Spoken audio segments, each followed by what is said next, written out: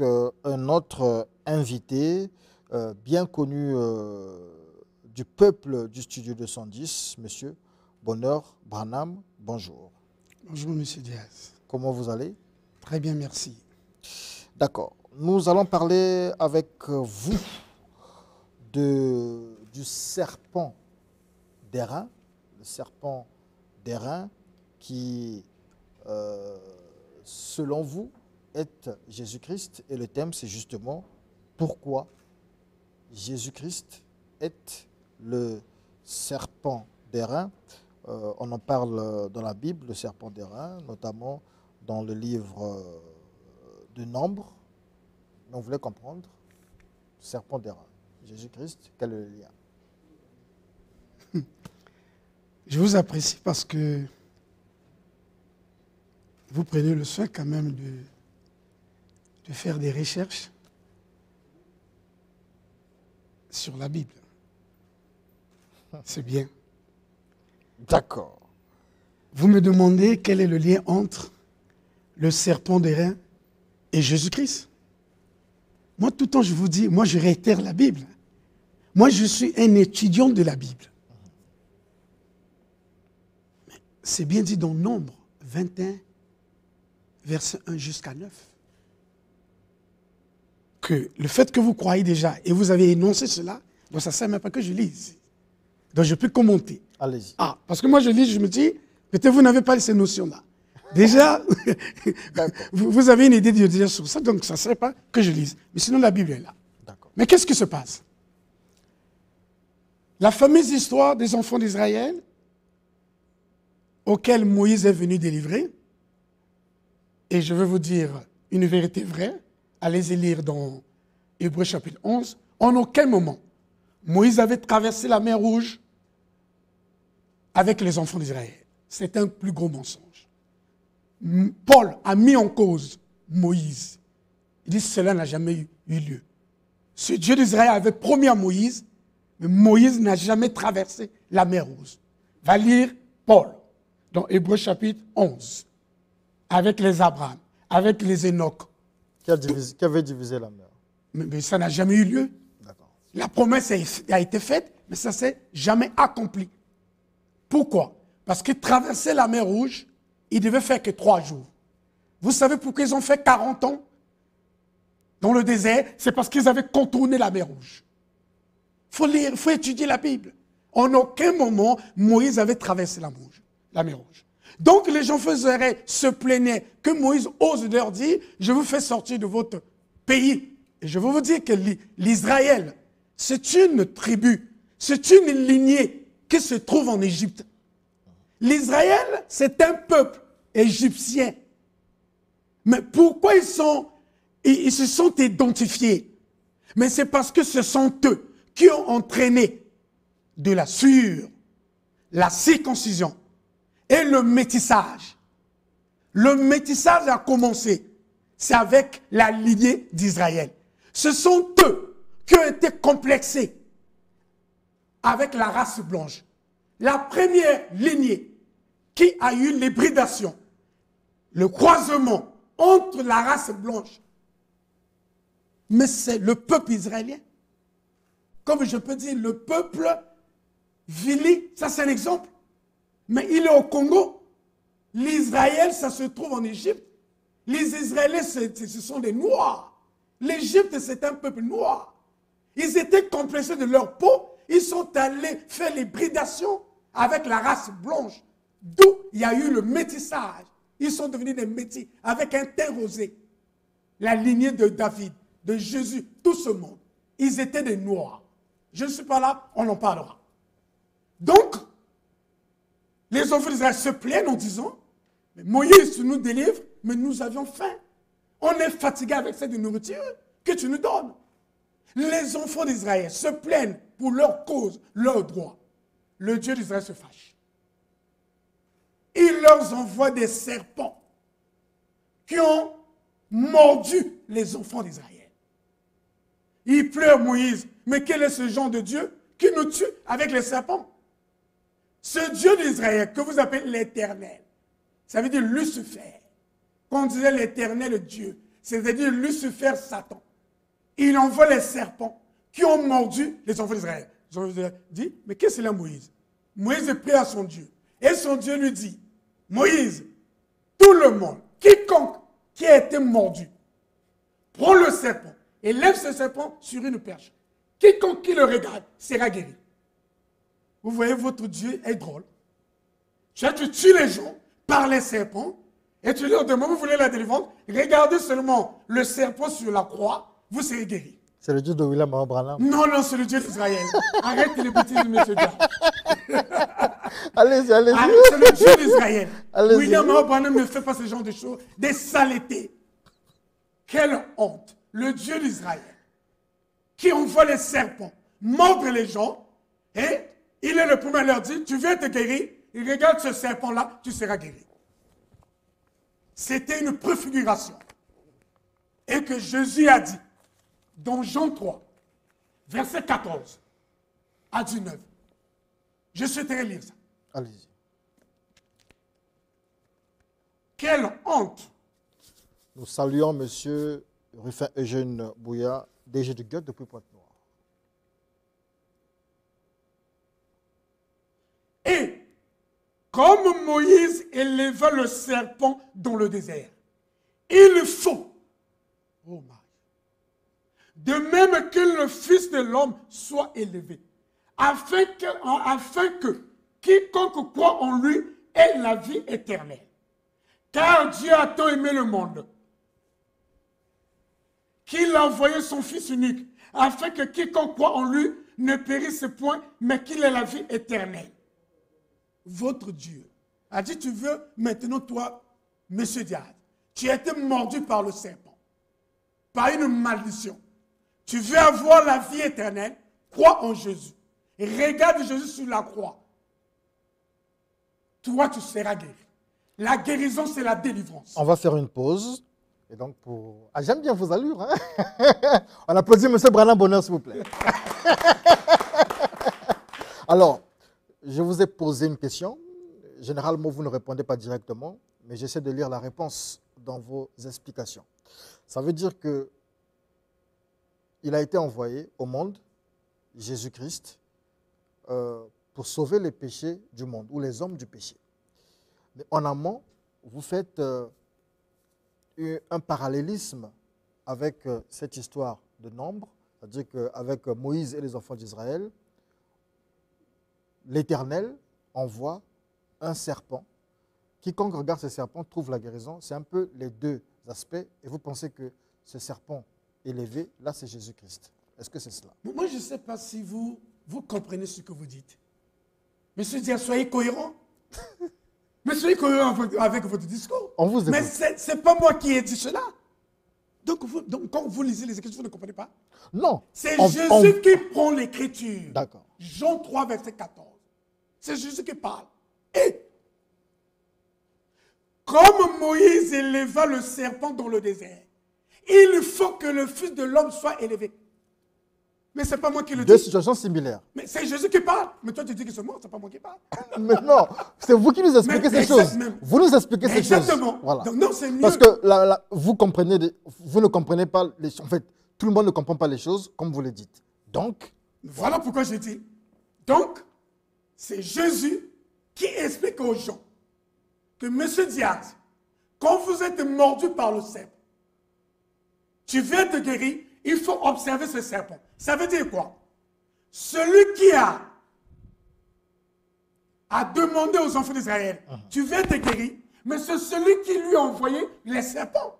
Qui avait envoyé les serpents aux enfants d'Israël? Mais c'est le Dieu d'Israël. Parce qu'ils se sont plaints de leurs faits. Il s'est fâché, il envoie aux enfants d'Israël les serpents. Il est le même qui leur demande, c'est moi qui vous ai envoyé les serpents pour vous mordre. Vous voulez être guéri? Il n'y a que le serpent là. Donc ce qui veut dire, toi qui es mordu par le serpent, il n'y a que le même Dieu là qui t'envoie les serpents, c'est lui qui va te délivrer. Délivrer veut dire, c'est celui qui t'a livré. Donc moi je te délivre parce que je t'avais livré dans le péché, dans les serpents. Donc c'est pour te dire, le serpent qu'on nous parle, mais c'est le serpent du jardin d'Éden.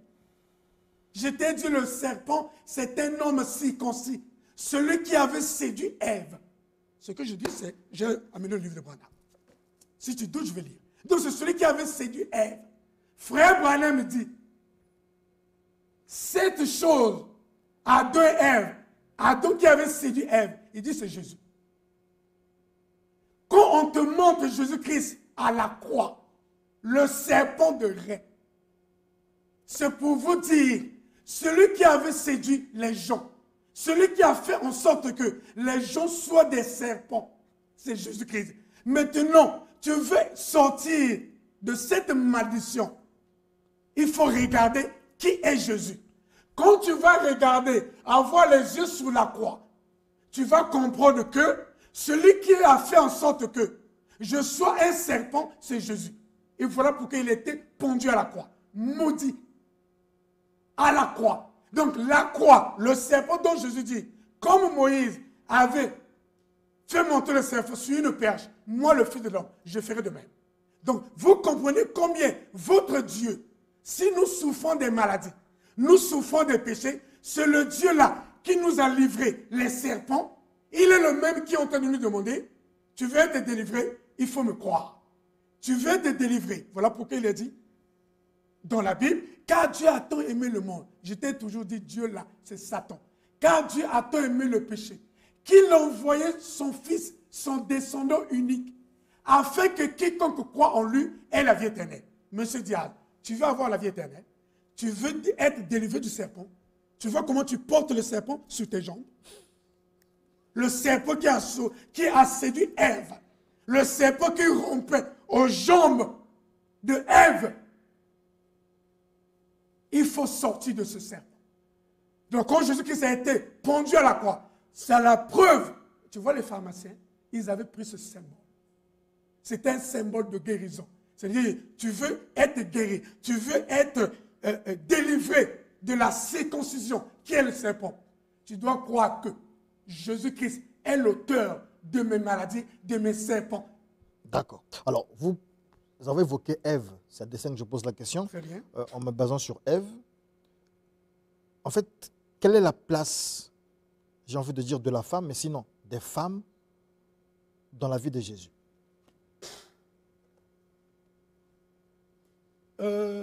Quelle est la place de la femme? Oui.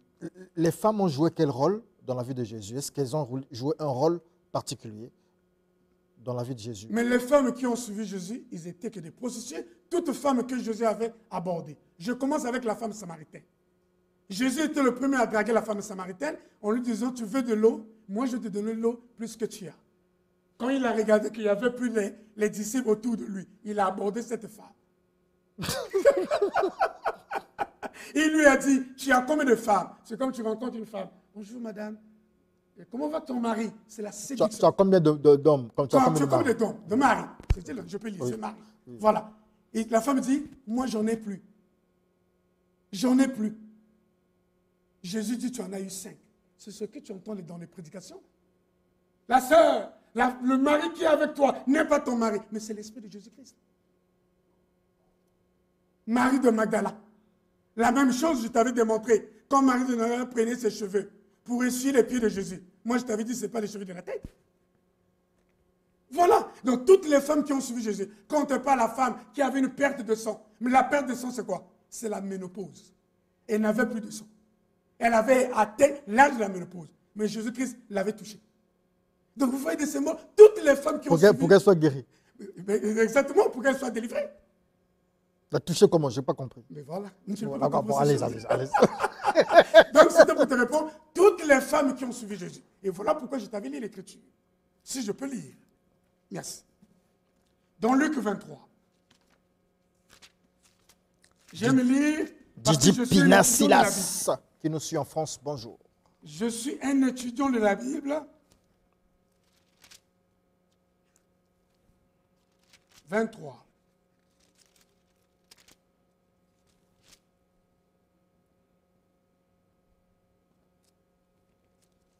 Ok.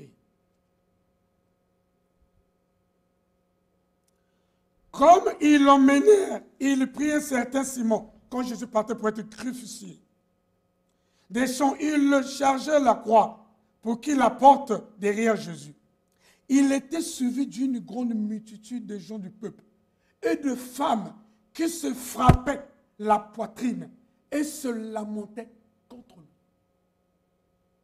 Et Jésus se tourna vers elle et dit, « Fille de Jérusalem, ne pleurez pas sur moi, mais pleurez sur vous et vos enfants. » Jésus-Christ. Qui dit, « Car voici les jours viendront, l'on dira, heureuses les stériles. » Jésus dit que les femmes heureuses et stériles sont heureuses pour lui. Heureuses les mamelles, les entrailles qui n'ont point enfanté. Heureuses les mamelles qui n'ont point allaité. Pour Jésus, c'est lui qui a autorisé à initier les biberons aux femmes. C'est Jésus qui, pour lui, il est content que les entrailles de femmes ne fassent pas les enfants. Ça veut dire que tu t'accouples avec ta femme en dehors du jour de l'ovulation. Parce que quand tu t'accouples avec ta femme en dehors du jour de l'ovulation, il n'y a pas l'enfant. Jésus a dit, heureuses ces femmes-là. Heureuses les stériles, les femmes qui ne mettent pas au monde. Pour Jésus, c'est bon. Vous voyez les dégâts. Les femmes, là, quand Jésus partait pour être crucifié, ils ont suffi Jésus, taper leur poitrine. Ils se plaignaient, se lamentaient contre Jésus. Pourquoi ils se lamentaient? Parce que Jésus, je t'avais dit, dimanche passé, parce qu'il leur avait laissé les grossesses, les dégâts que Jésus avait fait. D'où il était le serpent des reins. C'est pour te dire, quand tu vois Jésus-Christ sur la croix, regarde Jésus, tu vas comprendre que l'auteur de tes péchés, l'auteur de tes maladies, c'est Jésus-Christ. Tu veux être guéri, tu veux être délivré. Il faut croire que Jésus-Christ est le serpent qui m'avait mordu, qui m'a fait suer, qui m'a fait circoncire, qui m'a engendré les maladies. Donc quand tu vis dans la souillure avec ton épouse, dans le lit, de votre lit conjugal, l'auteur de ça, c'est Jésus. Quand tu es circoncis, l'auteur de ça, c'est Jésus. Quand tu souffres de maladie, l'auteur de ça, c'est Jésus. Voilà pourquoi il est le serpent des reins. C'est le jugement qui était tombé sur Jésus. Et d'où il est ce serpent dans le jardin d'Éden qui avait séduit Ève. Quand ils se sont rencontrés avec Adam le matin, Adam n'était pas satisfait. Il a dit à Ève, le fruit est tellement bon et agréable. Ils ont continué le soir. C'est là où le péché est venu. Parce que quand tu t'accouples avec ta femme, le jour de l'ovulation, tu t'arrêtes. Le verre est fermé. Quand tu veux continuer le soir, pour voir que le fruit était tellement beau, et voilà pourquoi. Et eux-mêmes, ils étaient condamnés. La femme dit, Adam, Adam, où es-tu? Je me suis caché parce que je suis nu. Il était devenu souillé. La nudité, c'est de la souillure. Mais qui t'a appris cela? Il commençait à accuser son Dieu. Il dit, la femme que tu as mise auprès de moi, c'est elle qui m'a séduit. La femme, autrefois, ne vivait pas dans le même lit avec son mari. Mais c'est quand le Dieu d'Israël a mis la femme dans le même lit, c'est là où commençait la séduction. C'est là où tu vois la femme, la nuit, te porte le pied sur toi. J'ai une question quand même. J'aime bien vous entendre parler, mais lorsque vous dites ça, le Dieu d'Israël a fait ci, le Dieu d'Israël a fait ça, mais notre Créateur, William Branham, était où en ce moment-là? Pourquoi il laissait faire toutes ces choses? Mais il ne vous laissait pas faire, c'est toi. Quand tu sais que la bouche est faite pour manger, tu vois, tu prends le sexe de toi, tu donnes, ta femme prend ton sexe, il met ça sur la bouche. C'est Dieu qui te laisse ça. Mais c'est toi-même. Quand tu prends ton sexe, tu fais par le derrière de la femme. C'est Dieu qui te dit ça. Bon, là... Mais c'est une vérité vraie. Non, on mélange un peu le langage. Mais attends, vous faites le mot sexualité. Parce que vous étiez choqués quand le pape, votre membre de l'église, votre frère de Jésus-Christ, qui a autorisé l'homosexualité, vous étiez scandalisés. Mais vous, monsieur Diable, et tous les autres, mais vous êtes pareil comme le pape. Le pape a autorisé l'homosexualité, vous étiez scandalisés. Mais la bouche, quand tu embrasses ta femme, sur la bouche. Mais vous êtes homosexuel. Tu n'as pas une bouche. Ce qui me différencie, moi et la femme, il n'y a que le sexe. Tous les éléments, nous avons les mêmes éléments. Mais pourquoi tu prends ta bouche, tu embrasses avec ta femme? Si tu es homosexuel. Vous ne l'avez jamais fait. Vous ne l'avez Non, jamais ne fait. dis pas que vous ne l'avez jamais fait. Moi, j'étais né dans le péché. Vous avez oublié, vous avez... Mais Branham m'a dit, finis ces histoires-là. Quand tu embrasses ta femme dans la même bouche, vous avez la bouche. Par derrière, vous avez le même lustre. C'est la vérité. Mais pourquoi vous le faites? Les gens font ça. Vous voyez l'homosexualité, que vous faites ça dans vos maisons, vous pensez que l'homosexualité, c'est prendre un homme avec un homme. D'accord, alors, vous, c'est vrai que vous n'êtes pas sur Facebook, le réseau social Facebook, et là-bas, il y a beaucoup de questions. Et je crois que j'avais déjà annoncé ici qu'on vous laissera téléphone ouvert. Quelqu'un a demandé... On va organiser tout ça. Mais ça serait une conférence, hein. Quelqu'un a demandé, quel est votre objectif en faisant tout ça? Très bien, merci. Mais c'est un poids. Mais je dois être la voix des autres. Ah, c'est parce que je n'ai pas ce livre. Je devais l'adoption. Branham me dit, les gens sont en train de mourir. Comment Jésus-Christ nous a aveuglés. Un enfant né dans le péché, grandi dans le péché, un enfant bâtard et légitime, où sa mère l'engendrait et tombe enceinte de Jésus, vous l'adorez. Un enfant, il a été pendu à la croix parce qu'il avait commis un crime à la peine capitale. Il était pendu avec 2 brigands. Où on nous fait croire, l'un des brigands était parti au ciel, l'autre en enfer. Mais comment on peut être pendu, nous deux? On a subi la même peine. Mais tu vois, on va aller dans les prisons. La même chose. Donc l'enfer dont on parle et le paradis, c'est la même chose. Le but de moi, c'est faire sortir M. Diaz, que j'aime, et tous les autres, de ne plus adorer Jésus. La preuve, c'est quoi? Nous sommes dans la circoncision et la consommation des médicaments. Mais j'ai ce fardeau, j'ai compris ça, mais je ne peux pas garder ça, sinon je serais un criminel. Je serais un criminel de garder l'objectif seulement partager, être la voix des autres, que les gens doivent sortir de la religion de Jésus-Christ. Jésus-Christ ne nous a pas sauvés à la croix. Vous le faites par amour pour les autres. Mais par amour, la preuve, je ne vous donne pas les adresses. La preuve, je ne donne pas votre numéro de téléphone, comme font les pasteurs, pour qu'ils prennent les dîmes et les offrandes. Je le fais par amour. Il y a M. Gampourou, Chance, depuis l'académie. Voilà, il aimerait que je lise pour vous ce passage, et que vous dites ce que vous en pensez. Jude 1,4. Car il s'est glissé parmi vous certains hommes dont la condamnation est écrite depuis longtemps, des impies qui changent la grâce de notre Dieu en dissolution et qui réunit notre seul Maître et Seigneur, Jésus-Christ. Mais c'est Jude est le petit frère de Jésus-Christ. Tu es en face d'un Branham. Où Branham a préparé à étudier la Bible. Mais Jude, c'est un petit frère de Jésus-Christ. Donc, ta question, la bien-aimée, c'est nul et non la vie. N'a pas de sens. Jésus-Christ, c'est un enfant illégitime. Comme Jude, son petit frère. Même mère avec lui. D'accord. Un autre message, ici, il est anonyme. Bonjour, Monsieur Diaz. Monsieur Branham, c'est un homme à l'honneur. Bon, c'est un homme d'honneur, je vais dire ça comme ça. Mérite pour sa vérité. Bon, voilà. Non, il est bien. Non. Non, c'est-à-dire que j'ai du mal à... Bon, Monsieur Branham, c'est un homme d'honneur.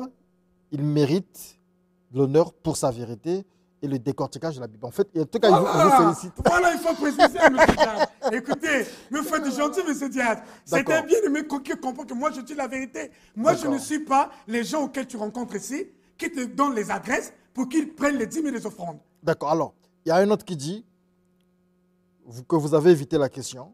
Laquelle? Qui vous a été posée. Où était le créateur de l'univers, William Branham, lorsque Jésus le serpent faisait tout ça? Mais c'est ce que je vous ai dit, bien-aimé. Je te réponds. Tu es conscient que tu as une bouche, ta femme a une bouche. Mais pourquoi tu embrasses ta femme? Mais tu connais ça dans ta conscience. Tu connais que quand le verre d'une femme à sécréter l'ovule. Rencontre votre germe. Le verre d'une femme, ça se ferme. Tu veux que Dieu fasse propre de toi. Je prends un exemple. Quand j'ai un couteau dans ma maison, que l'enfant prend mon couteau, il va être Kuluna. C'est moi qui ai demandé à mon enfant d'être Kuluna. Mais non, mais c'est lui-même. Donc quand vous faites le péché, c'est vous-même. Le Créateur n'a rien à voir sur ça. Bien, mais toi, tu connais les gens qui souffrent dans ce monde. Mais tout le monde qui souffre est coupable de ses péchés, est responsable. Quand tu es là, dans la sueur, c'est-à-dire tu touches ta femme chaque fois, matin, soir, tu ne laisses pas ta femme tranquille. C'est Dieu qui te permet ça. J'allais dire le Créateur, non. Quand tu es circoncis, mais je ne sais pas si tu fais les enfants, mais tes enfants naissent comment? S'ils sont les garçons, ils naissent avec le prépuce. Mais tu es conscient que jusqu'à aujourd'hui, tous les enfants naissent avec le prépuce. Mais pourquoi tu le coupes? Donc c'est Dieu qui te dit, qui t'autorise ça? Non, c'est toi-même. Tu es dans tes propres péchés. Et le salaire du péché, c'est la maladie. Et le salaire de la maladie, c'est la mort. Donc quand tu continues ça, bien-aimé, le Créateur n'a rien à voir avec toi. Tout ce que le Créateur te demande, il dit, sors de ce péché. William Branham ne guérit pas les gens, ne délivre pas les gens. Il t'a prêché, il dit, sors du péché. Et c'est quand tu vas sortir, et tout sera fini. N'attends jamais que le Créateur viendra pour te dire, moi je te trie comme ça.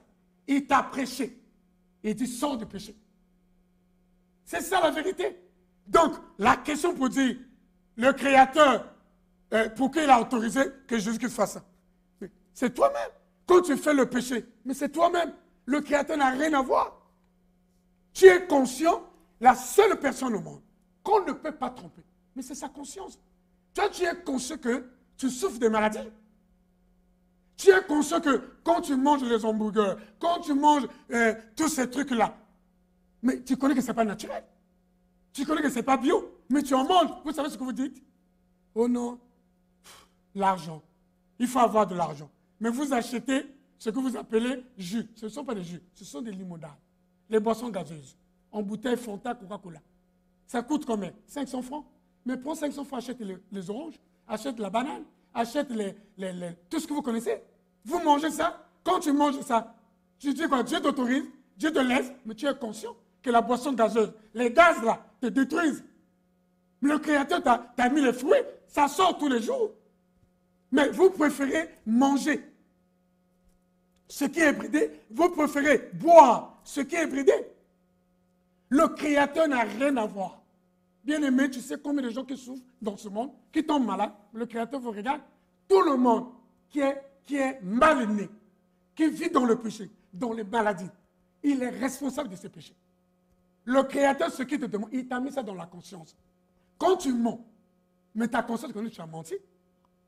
Une question que j'ai failli oublier là.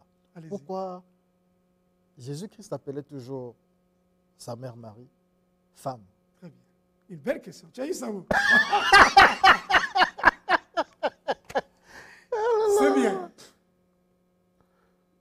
Quand Jésus-Christ est né, Jésus-Christ a été tourmenté. À l'âge de 12 ans, Jésus-Christ se trouvait avec les pharisiens. Quand on nous disait que Jésus-Christ enseignait les pharisiens, c'était une discussion. Quand il y a eu le jour de la Pâque, ils sont arrivés. Jésus-Christ s'est éclipsé de ses parents, Joseph et Marie. Joseph était seulement son père adoptif. Le vrai père biologique de Jésus, c'est Jean, qui était le fils de Joseph. Et Jésus se trouve avec les pharisiens qui commençaient à lui informer que Jésus-Christ, toi tu connais ton vrai père. Il dit non. Il dit c'est Jean. C'est depuis lors, Jésus-Christ n'avait plus aimé Marie. Que Marie l'avait menti, son vrai père. Et d'où il appelait Marie femme. Il dit, on lui demande, mais ton père et ta mère te cherchent. Il dit, moi je fais les choses de mon père, la volonté de mon père. La volonté de ton père de qui? De Jésus, c'était Jean-Baptiste qui partait prêcher dans le désert. Jésus a dit, je vais faire cette volonté. Et s'il appelait Marie femme, Jésus n'était pas content de Jésus parce qu'il lui avait caché son vrai père. Et qui lui a révélé son vrai père, c'était les pharisiens, lors de la Pâque. Voilà une vérité vraie. D'accord. Alors, une autre vérité, c'est que le peuple du studio 210 veut savoir pourquoi, non pas pourquoi, mais qu'est-ce que M. Bonheur Branham attend pour ouvrir une église, c'est l'éternelle question qui revient. Bien-aimés, je vous dis toujours que vous voyez les gens qui viennent sur ce plateau rencontrer M. Diaz, regardez leur fin. C'est des gens que Frère Branham a dit, il y a 3 choses qui fait tomber un prédicateur. Il dit, la femme. Quand tu touches ta femme en dehors du jour de l'ovulation, bien aimé, là où Lucifer a mis tous ses cadeaux pour faire tomber les prédicateurs, c'est le sexe. Il dit, je veux vous trouver. Il dit, vous pouvez refuser la circoncision. Sur 100%, il y a 90% des Chinois ne sont pas circoncis. Tu vas aller au Rwanda, la même chose. Même à Bandoudou. Il dit, la circoncision, oh, d'autres peuvent refuser. Mais là où je veux mettre tous mes canaux pour séduire tous les prédicateurs, tous les pasteurs, il dit, c'est le sexe. Et voilà pourquoi les pasteurs n'arrivent pas à respecter le sexe de la femme. C'est ça la femme. Frère Bernard dit, c'est ça, 1, qui fait tomber les prédicateurs. 2, l'argent. L'argent, c'est quoi? C'est les dîmes et les offrandes. Bien aimé, vous savez pourquoi ils n'ont pas la vérité comme moi? Vous voyez comment je suis franc? Personne de vous ne peut me financer. Personne de vous ne peut me financer sur quoi que ce soit. Parce que je n'attends rien de vous. Et voilà pourquoi je vous dis ces vérités. Mais ces pasteurs sont affaiblis parce qu'ils bouffent vos dîmes et les offrandes. Ils prennent vos dîmes. Voilà pourquoi ils n'ont pas ce franc-parler de vous dire la vérité des Écritures. Ils ont peur des dîmes et des offrandes. C'est ça qui fait tomber les prédicateurs. L'argent, c'est les dîmes et les offrandes. La 3e chose, la popularité. Regardez-eux comment ils se comportent vis-à-vis des brebis. Les honneurs, on leur met des tapis. Quand ils rentrent dans l'assemblée, ils se lèvent avec les acclamations. Les acclamations, j'allais dire. Voilà les honneurs qu'ils aiment.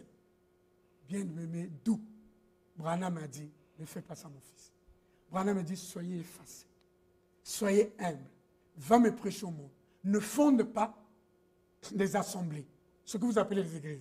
Je vous dis, bien-aimé, Frère Branham est resté dans une nation qu'on appelle les États d'Amérique. Il y a 52 États. Je ne parle pas des villes, ni des provinces. Je parle des États. 52. Là où se trouvait Branham Tabernacle, ça se trouvait seulement dans un seul État, dans une ville qu'on appelait Jeffersonville. Vous imaginez dans 52 États. En dehors de Jeffersonville, il n'y avait pas un autre tabernacle où les gens partaient pour assembler et adorer. Donc quand vous voyez la prolifération des tabernacles, des églises, c'est quoi? Mais c'est de l'argent qu'ils cherchent. C'est des dîmes et des offrandes.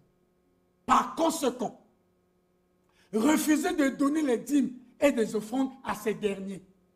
Ne leur donnez plus les dîmes et les offrandes. Vous allez voir leur comportement. Ils ne vous aiment pas. Voilà pourquoi ils vous gardent dans la souillure avec votre femme. Il ne peut pas te dire cette vérité. Il te garde dans la circoncision. Bien-aimé, le prépuce, l'une des côtes qui était enlevée chez Adam, c'était le prépuce. Tu es devenu une malédiction. Le créateur de l'univers ne peut plus écouter tes prières. Ni Satan ne peut pas te respecter. Lucifer ne peut pas. Quand il te voit sortir dans le lit, tu viens d'être souillé avec ton épouse. Tu es circoncis. Tu consommes les médicaments. Bien-aimé, Lucifer ne peut pas te respecter. Et par conséquent, voilà pourquoi je n'ai pas besoin des églises. D'accord. Merci beaucoup. Allô? Allô? Bonjour, docteur Renaud Boris Mbota. Ah, il veut un face-à-face avec vous. Où est le micro? Docteur Mbota, bonjour. Bonjour, F. Chevridial. Ah, il est là devant vous, hein. Le face-à-face, c'est pour quand? Il est prêt pour le face-à-face parce qu'il faudra qu'il soit vraiment remis sur les rails parce qu'il débute trop de choses qui n'arrangent pas la foi de plusieurs. Je vous réponds, bien-aimé. J'ai dit, vous êtes prêt pour le face-à-face parce qu'il faudra qu'on vous remette sur les rails. D'accord. La seule manière de me ramener dans les rails, c'est de savoir si tu vis la chasteté avec ton épouse, si tu n'es plus circoncis, Si tu portes la circoncision, mais tu ne peux pas affronter Branham, tu ne peux pas affronter un homme chaste, saint et pur. Si tu ne consommes plus les médicaments, voilà, c'est le défi que je vous donne. Au vu et au sud du monde. Si tu veux me confronter, rassure-toi que tu es chaste avec ton épouse. Tu touches ta femme, laisse-moi te répondre, bien-aimé. Je vous comprends, mon cher ami. Je vous réponds. Vous m'avez posé la question, laisse-moi vous répondre. Attendez, vous avez parlé, non? Vous avez tout le temps pour parler. Non, mais je n'ai pas fini. Nous sommes à la fin. Je n'ai pas fini. Malheureusement. Laisse-moi vous répondre. Tu m'as posé la question, la personne intéressée, c'est moi, c'est pas vous. D'accord. Donc c'est moi qui suis ici. On l'écoute. Voilà, allez-y. Oui. Donc je disais, bien aimé docteur, vous savez bel et bien que vous ne pouvez pas m'affronter. Parce que tu avais trompé les chrétiens qui lisent les livres de Branham. Là, tu es en face d'un Branham. Et voilà pourquoi je te défie. Si tu veux m'affronter, est-ce que tu vis la chasteté? Est-ce que tu touches ta femme uniquement pour faire les enfants? Tu peux tromper les gens, mais ta conscience connaît. Si tu avais lu Branham, ta conscience connaît que tu dois vivre la chasteté. Est-ce que tu n'es plus circoncis? Si tu portes la circoncision, que ton prépuce a été coupé, ça ne sert à rien. Si tu consommes les médicaments, ça ne sert à rien. Ça ne sert à rien, je ne peux pas. Voilà pourquoi depuis que j'avais commencé, j'avais dit, je suis là pour apporter la lumière. Donc si tu veux m'affronter, soyez prêt sur ces 3 points. Merci. Monsieur Branham, Oui, le 31 mars, peuple du studio 210, le 31 mars, nous nous retrouvons vers la cathédrale Sacré-Cœur. On va quand même organiser ce face-à-face pour le respect du peuple que nous suit. Le thème, Branham, créateur de l'univers. Docteur René Boris Mbota, Monsieur Branham, le face-à-face sera public. Nous prendrons même 2 heures ou 3 heures. C'est-à-dire que nous allons faire en direct sur Facebook. Ensuite, nous viendrons diffuser ici.